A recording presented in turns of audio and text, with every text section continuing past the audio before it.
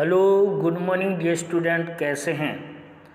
चलिए बेटा बात करते हैं आज पार्ट ऑफ कंप्यूटर। इससे जो प्रीवियस वीडियो लेक्चर था उसमें हमने डिस्कस किया था इसकी लैंग्वेज के बारे में और उससे पहले एक बेसिक इंट्रोडक्शन था। फिर आज हम बेटा डिस्कस करने वाले हैं पार्ट्स ऑफ कंप्यूटर्स। तो सबसे पहले हम समझते हैं ये एक होता है बेटा हार्डवेयर और अनदर का होता है सॉफ्टवेयर। तो हम हार्डवेयर और सॉफ्टवेयर को समझते हैं। तो पहले जनरली हम डिस्कस करेंगे हार्डवेयर के बारे में। तो हमारा क्या चल रहा है, पार्ट ऑफ कंप्यूटर, इसमें है hardware. Hardware is the typically directed by the software to executive any command or instructions. A combination of hardware and software forms of usable computing system, although other system exist with only hardware components.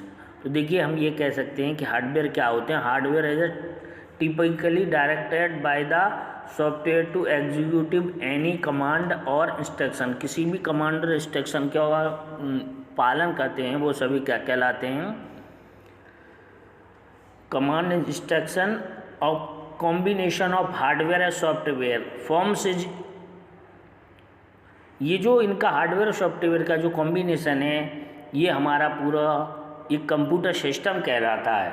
और इसमें हमें क्या समझना है कि hardware सीधे सीधे हम कह सकते हैं कि वो सभी सब पार्ट्स जिनको हम टच कर सकते हैं, देख सकते हैं, वो हमारे क्या कहलाते हैं, हार्डवेयर कहलाते हैं। यानी जनरली हम समझना चाहें तो हार्डवेयर क्या है बेटा, जिसको हम टच कर सकते हैं, देख सकते हैं, वो हमारे क्या कहलाते हैं, हार्डवेयर कहलाते हैं। Although all other system exist without any hardware components, ये क्या कहलाते हैं, हार्डवेयर कंपोनेंट्स कहलाते हैं। हार्डवेयर में जैसे हम बात करें बेटा mouse, keyboard, printer, monitor, etc जो भी सारे होते हैं वो हमारे क्या कहलाते हैं बेटा, हार्डवेयर कहलाते हैं। क्या होते हैं बेटा, वो सब हार्डवेयर कहलाते हैं। तो आगे हम बात करने वाले हैं उसमें, उसके बाद सॉफ्टवेयर पर।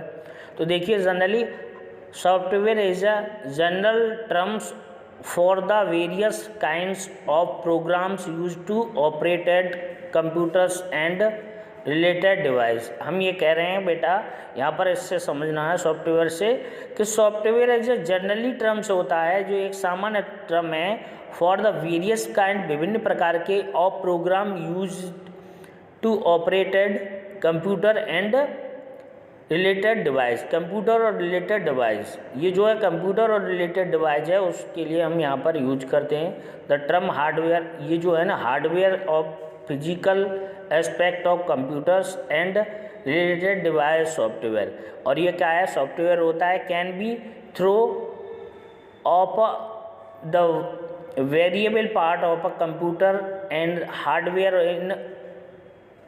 इन वेरिएबल पार्ट। यानी अगर हम जो सीधे सीधे हम ये कहें, इनकी लैंग्वेज को न समझ करके सीधे सीधे कहें बेटा कि वो जिसको हम टच कर सकते हैं वो हमारा क्या कहलाता है, हार्डवेयर। और जिसको हम टच नहीं कर सकते, ओनली केवल सीन कर सकते हैं, तो वो सारे क्या कहलाते हैं, सॉफ्टवेयर। और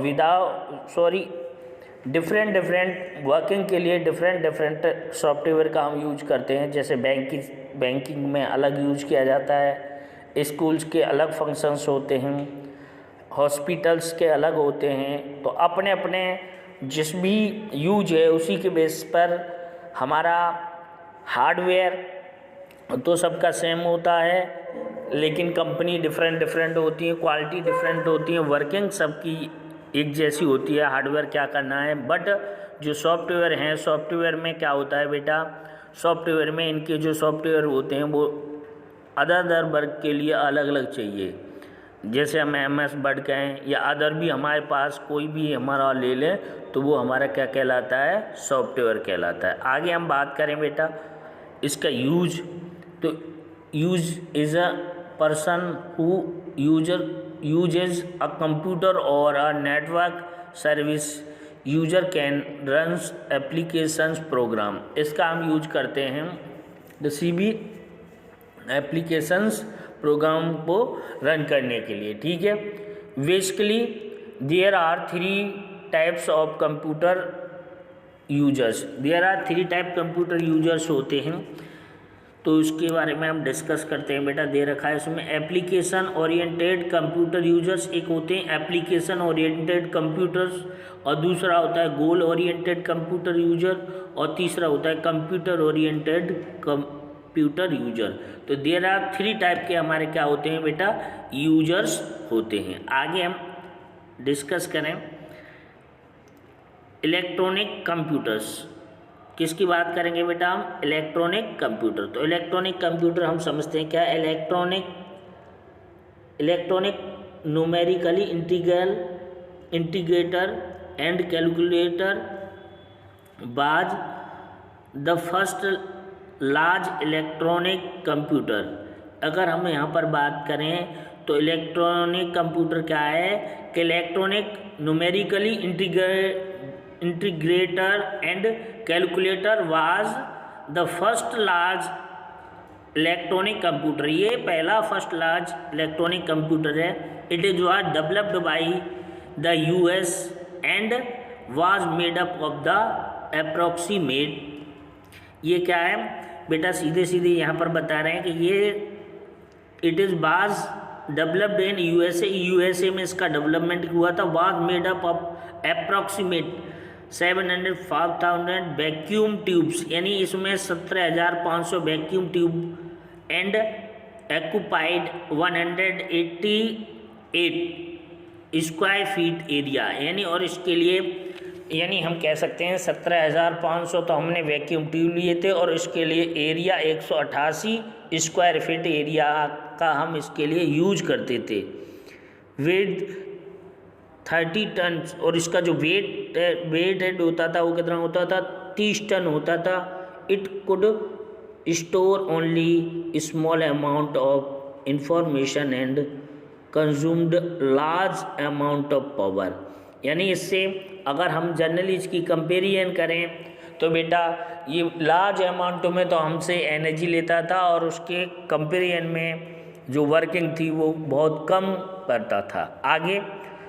आगे हम बात करते हैं इसमें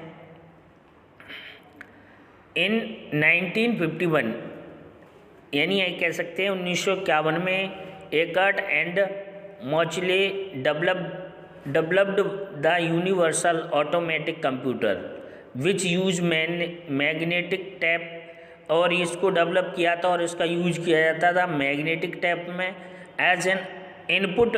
it predicted the result of generally electronics of 1952 via analyzing the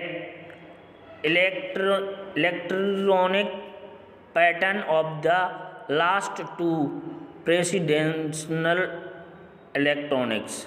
तो इस तरीके से हम समझते हैं, ये हमारा यहाँ तक ये हो गया। आगे हम बात करें हम जनरेशन ऑफ कंप्यूटर।